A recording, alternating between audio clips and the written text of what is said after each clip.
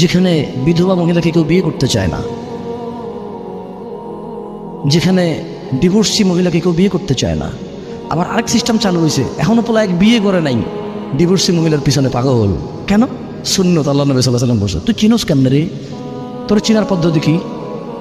হ্যাঁ, ও উনি খুবই ভালো, বুঝছেন ভাইয়া? ও আচ্ছা আচ্ছা, কেমনে বুঝলাম ভালো? মানে আমি তো আসলে অবজার্ভ করেছি, বুঝছেন, কথাবার্তা বলেছি, চাল চলন খুবই ধর্মভীরু, সবসময় নামাজের কথা, আল্লাহর কথা বলে, সবসময় এগুলো বলে, রাইট? দেখছেন, মানে ও ধর্মভীরু কিন্তু বেডির সাথে কথা কয়। আরে তোমার যদি বিধবা মহিলার ইচ্ছা করে বিয়ে করতে, ঘটককে বলো, কারা বিয়ের মিডিয়া আছে ওদেরকে বলো, তোমার বাপকে বলো যে আব্বা আমি বিয়ে করব, তবে আমি একজন ডিভোর্সি মেয়ে বিয়ে করব। আব্বা আমি বিয়ে করব, আমি একজন বিধবা মেয়ে বিয়ে করব। যদি কোনো বোন বিয়ে বসতে চায়, সে বলবে যে আব্বা আমি বিয়ে বসবো, তবে আমি কুমার ছেলের কাছে বসবো না। এমন একজন পুরুষ যার বউ আছে এবং তাদের খুব ভালো সুখের সংসার, যে পুরুষ তার বউয়ের প্রতি নির্যাতন করে না, আপনি এরকম একজন দেখেন। মানে যদি তোমার এত শখই জাগে বিবাহিত বেটার সাথে বিয়ে বসতে, তোমার যদি এত শখই জাগে ডিভোর্সি আর বিধবা মহিলার সাথে বিয়ে বসতে, তখন তুমি ওই পদ্ধতি অবলম্বন করতে পারো। নিজে নিজে কানেক্টেড হয়ে যত দরকার নেই, ওখানে তো জানা সৃষ্টি হবে, কি সৃষ্টি হবে? আল্লাহ আমাদেরকে বুঝার তৌফিক দান করুন।